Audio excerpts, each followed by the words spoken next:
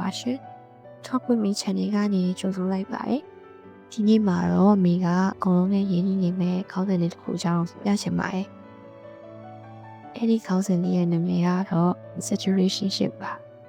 ။တရားမဲ့တရားအစားစားရ view site တယ်အမြဲလောက်ခပြောတယ်လူဝင်တိုးတယ်အချိန်လေးပြီးကြတယ်။ဒါပေမဲ့စငယ်ချင်းလားဆိုတော့လည်းမဟုတ်ဘူး။ကြီးလားဆိုတော့လည်း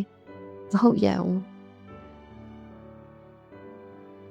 ဒါဆိုရင်ရှင်တို့နေရတဲ့အချိန်ကြီးကဘာတွေလဲ။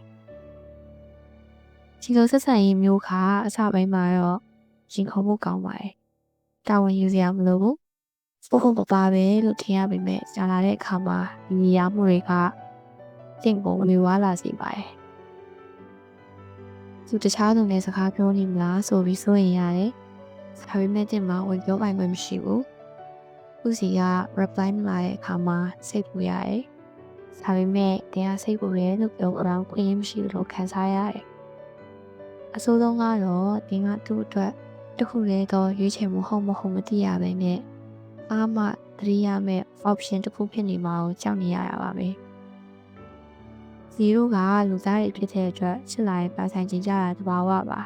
။စနေတဘာဝကိုလွန်ဆန်ပြီးဘာမှမဟုတ်သလိုဟန်ဆောင်နေရတာကကိုယ့်ရဲ့စိတ်ဆွဲအင်းတွေကိုအလားအတဖြုံးလိဖြစ်နေရတဲ့အတူတူပါပဲ။ဘာလို့ရုံထွက်နိုင်ကြတာလဲလို့မေးအဖြေကရှင်းပါတယ်။သူထွက်သွားမှကြောက်လို့ပါ။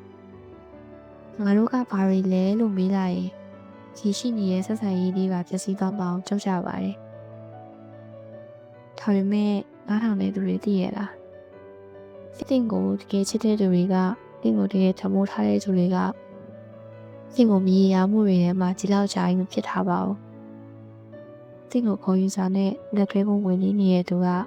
တင့်အတွက်တကယ်မှန်ကန်တဲ့သူဟုတ်ရဲ့လားဆိုတာကိုပြန်စဉ်းစားကြည့်ဖို့လိုပါတယ်။တင်ကသူ့အတွက်50%ပဲပေးဆက်ချင်တဲ့သူစီမှာ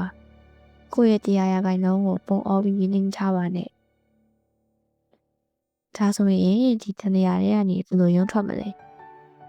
ပထမဆုံးအနေနဲ့ထိတ်တိုက်ရင်ဆိုင်ပါ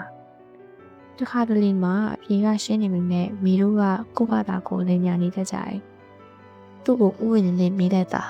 ။ငါကတော့မင်းကိုသဘောကျတယ်။တရားဝင်လက်တွဲခြင်းတယ်။မိဘကအစီမပြေဘူးဆိုလို့ရှိရင်တော့ငါ့ကိုလူပေးပါလို့ပြောလိုက်ပါ။အမှန်တရားနာကျင်ရပေမဲ့အင်းကိုလွတ်မြောက်စေပါလိမ့်မယ်။ဒုတိယမြောက်အချက်ကကိုယ်တန်မှုကိုပြန်ရှာပါ။တင်ကသစုံတယောက်ရဲ့အဖို့ပစ္စည်းမဟုတ်ပါဘူး။တင်ကသစုံတယောက်ရဲ့ကဘာဥစားဖြစ်တဲ့သူပါ။ကိုယ့်ကိုပြင်ဆက်လာတဲ့နေ့မှာမထိုက်တန်တဲ့ဆက်ဆံရေးတွေကိုလက်လွတ်ရမှာမကြောက်တော့ပါဘူး။နောက်ဆုံးအနေနဲ့ no contact rule ကိုသုံးပါ။သူကအပြင်မပေးနိုင်ဘူးဆိုရင်ဆက်သွယ်ပြလိုက်ပါ။ social media မှာ like ကြည့်မိပါနဲ့တော့သူစီက message လာမလားဆိုပြီးဖုန်းကိုခဏမဆက်ပါနဲ့။ဆက်ဒီအချိန်တွေကိုကိုယ့်ရဲ့ဝါသနာကိုယ့်ရဲ့အနာဂတ်အတွက်ကိုပဲအသုံးချလိုက်ပါ။အချစ်ဆိုတာကပျော်ရွှင်ဖို့အတွက်ပါ။ဒီကိုဒီတိုင်းနဲ့ရကြစီတဲ့အရာစင့်ကိုကိုယ်ယုံကြည်မှုအပြောက်ဆုံးစေတဲ့အရာကစစ်မဟုတ်ပါဘူး။